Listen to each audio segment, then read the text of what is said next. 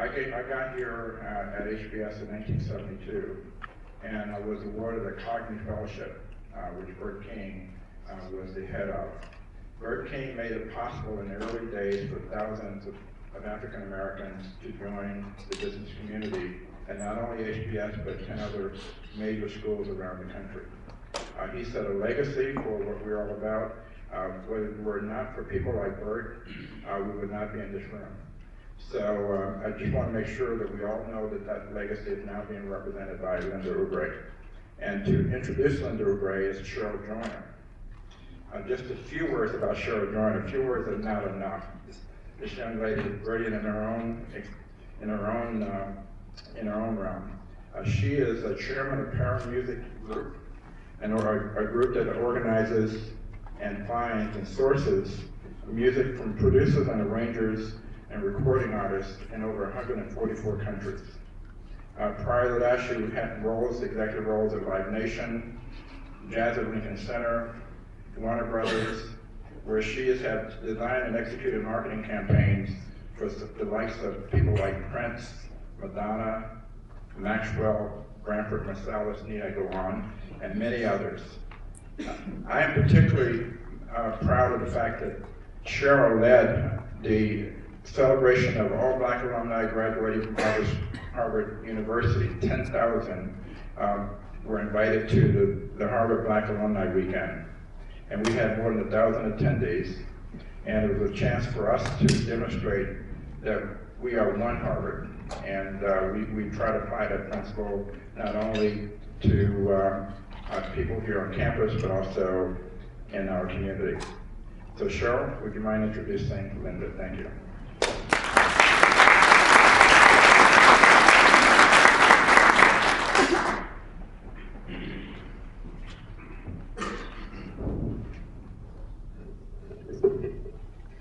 Good afternoon. Good afternoon.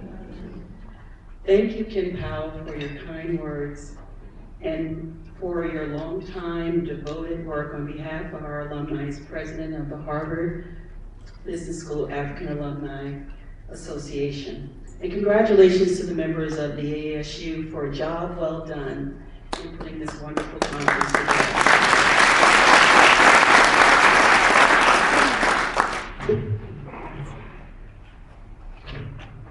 It is indeed an honor and privilege to stand before you and speak her name, Linda Oubre.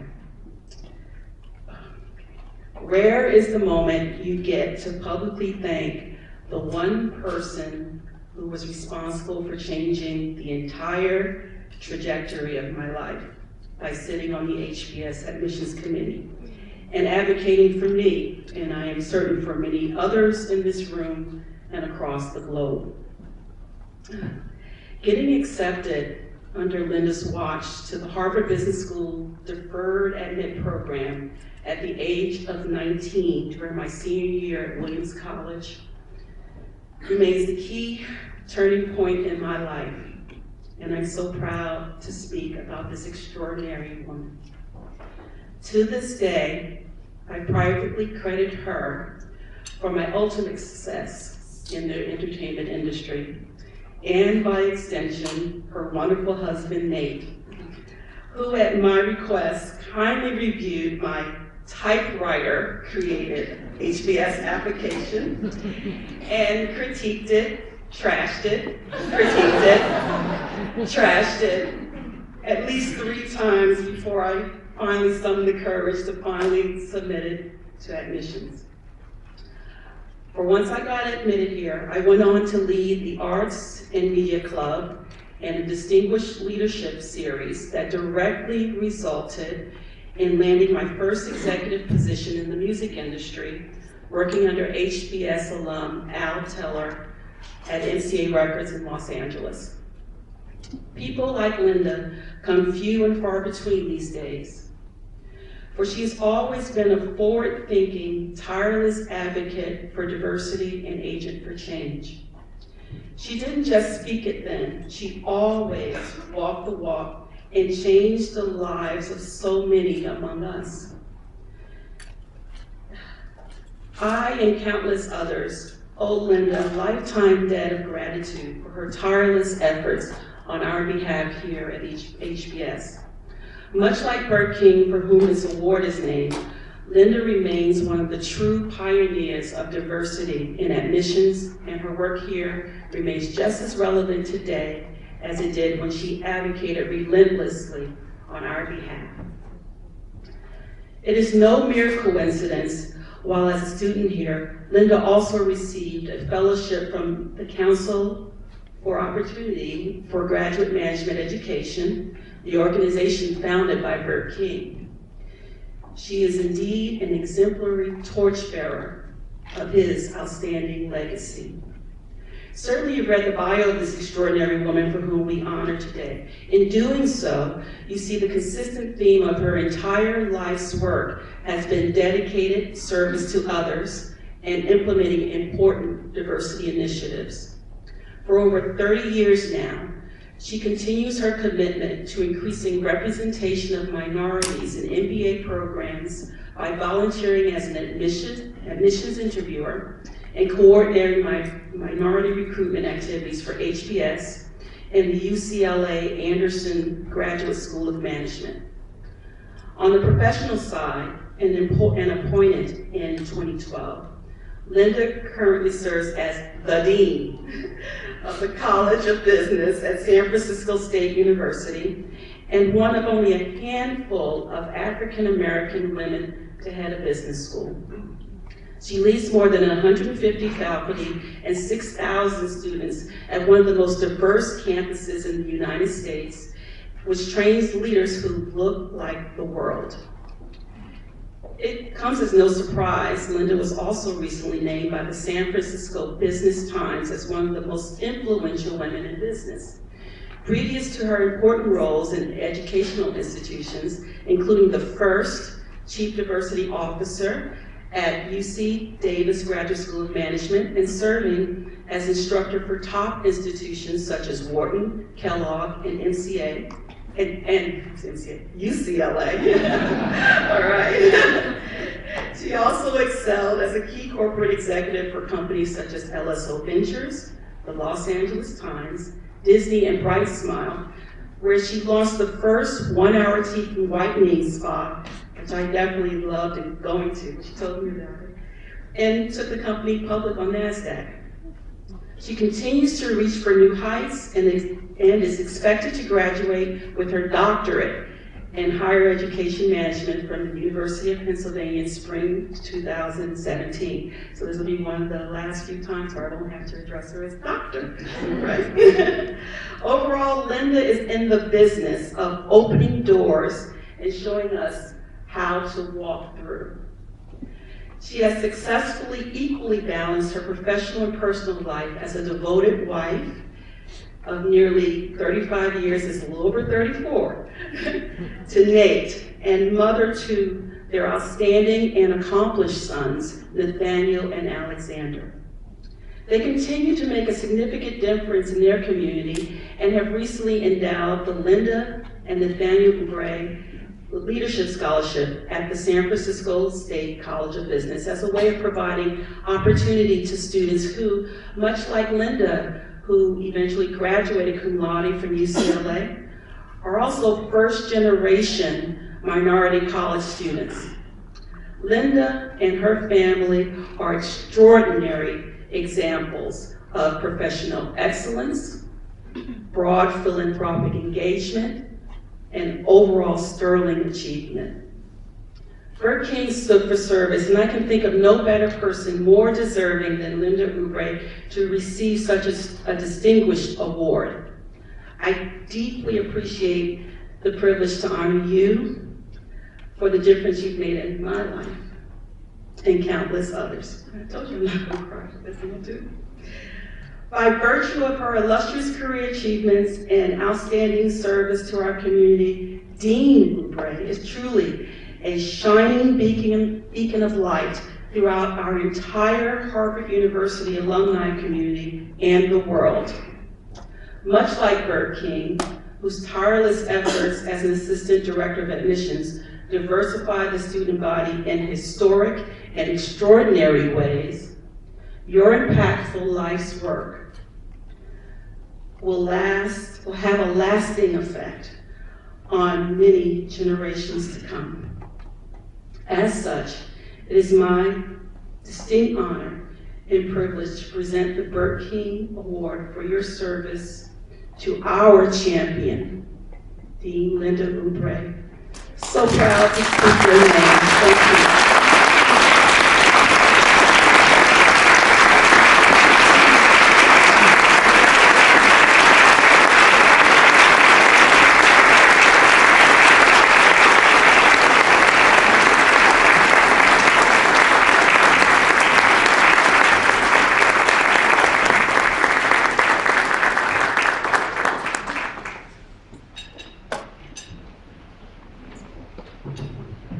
Well, first thing I have to say is I said to my husband as soon as Cheryl got up, I hope someone brought some Kleenex, because I knew when I heard Cheryl was going to be introducing me that it would make me cry.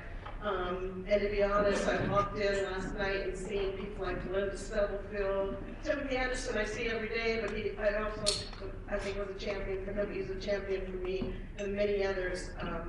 It means so much to me, so thank you so much, Cheryl. Thank you to, we used to call the group Afro when we were here, so ASU, I guess it is, now it's a much better name. Old folk, we know, we will laugh. Thank you. I'm humbled by this honor, truly humbled. A big thank you also to my friends and family who are here today, and by the way, I had to write because I knew I was going to cry. A special thank you to my husband, Nate, who's been my best friend for the past 37 years.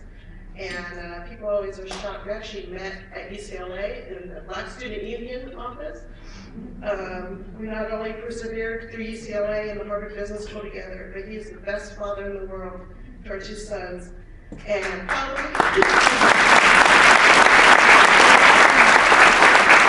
probably the most important thing, he gave up Super Bowl tickets to be here with me.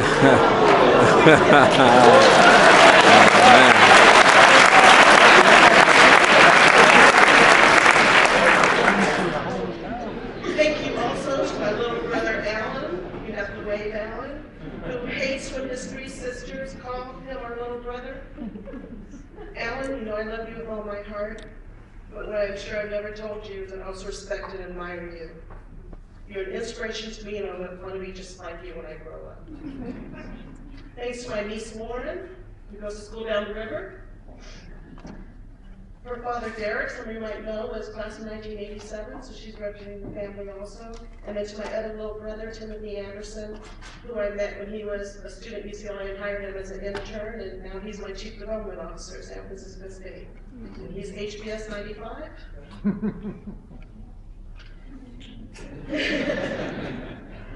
Bert King was a big force in all of us African American students who came to HBS more than 30 years ago. He was ever present on campus and made a point to check in with each and every one of us. I don't think there's a single African American or Latino student here on campus back in those days who did not owe a debt of gratitude to Bert for making such a big difference to ensure that all of us could afford this place. And although he's gone, he's still with us.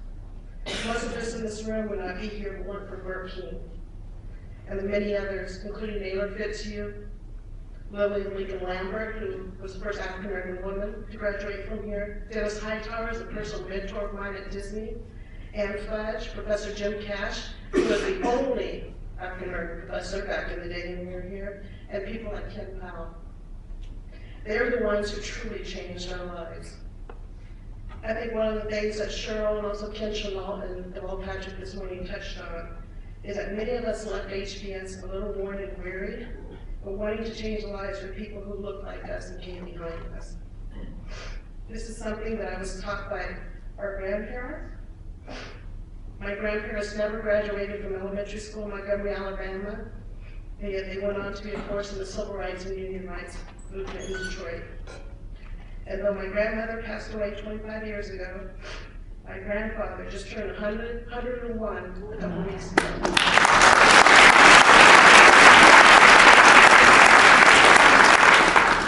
One of the things that my my grandmother, my grandfather always said to me was always be gracious and thoughtful to everyone, because you never know what impact you can make on someone's life. And if you change one person's life, you have made a lot of people's lives better.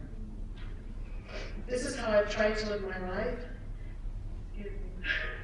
and this is what I try to teach my students. By the way, our president always says, Linda's always selling, so now here's a little selling. Whenever I'm here at HBS, I feel like I need to pinch myself, because it all seems so unreal, like a fantasy. We were also lucky to be a part of this phenomenon called the Harvard Business School. My students. My campus looks nothing like this. As a dean of one of the largest business schools in the United States, I lead about 6,000 students. Most of my students are like me, and like many of you, first-generation students of color. They are smart, hardworking, humble, and extremely grateful to get an education at San Francisco State University. Many of them go on to roles in the many corporations that call San Francisco home, and quite a few become leaders in those organizations, or go on to launch and run the small businesses that drive the innovative San Francisco economy. Many of them are capable enough and have enough leadership potential to come to HBS for an MBA, but most would never consider it, and would never think of a degree with a brand Harvard Business School would even be a possibility for someone like them. Guess what? I didn't either. And I'm sure for many of you, HBS was a dream deferred, turned into a reality you never dreamed would be possible. Students like mine are your future. It is the diverse students at places like San Francisco State that are your future workforce, and the future workforce of this country. So as we gather this weekend to celebrate this special place and all these special people who change our lives, I want to issue you a challenge. Change a life. Let's keep working together to help more students of color get into and achieve at HBS. But the real challenge I have for you is to look in your own community for the schools like San Francisco State. Go there. Like Bert King, be a presence on those campuses. Teach a class, volunteer your time, hire an intern, and yes, give a donation if you're so inclined, because these are the places where the lives you change can truly change the world. Thank you very much for this honor.